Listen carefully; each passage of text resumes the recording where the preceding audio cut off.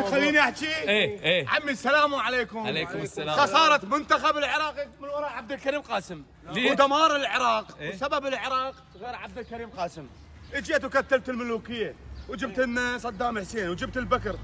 سماء دمار البلد وسبب البلد غير عبد الكريم لا، قاسم. شنو علاقة عبد الكريم قاسم بالمنتخب الوطني؟ مو كله هو سببها. شلون؟ جيت وعدمت الملوكية وكتلت الملوكية. كان هسه احنا ادري فريق منتخب العراقي. الملوكية شنو عمو بابا؟ اي شلون الملوكيه؟ انت عبد الكريم قاسم جيت وكتلت الملوكيه وعدمتهم. هاك هاي مال الملوكيه، هاي مال بريطانيا. من كنا متحالفين ويا بريطانيا بزمن الملوكيه. باوع ايه تفضل خالد.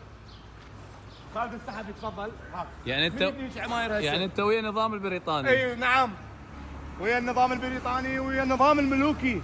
ابو عباس شنو؟ الاحتلال شو تحب الأجنبي. شو تحب نحن مع الوطن، مع الاشخاص الوطنيين. هذا الشخص الوطني؟ خلصك من استعمار دمار بريطاني. دمار العراق هذا الشخص عمي. سلام انت ابو عليكم. عباس ما تدخل يقول عباس هذا صحيح. لا يزال خير عبد الكريم قاسم. دمار العراق، ينزل على العراق. دمار العراق عبد الكريم قاسم. والمنتخب؟ وخسارة المنتخب العراقي هاي مال اول بارحة غير عبد الكريم بعشقه.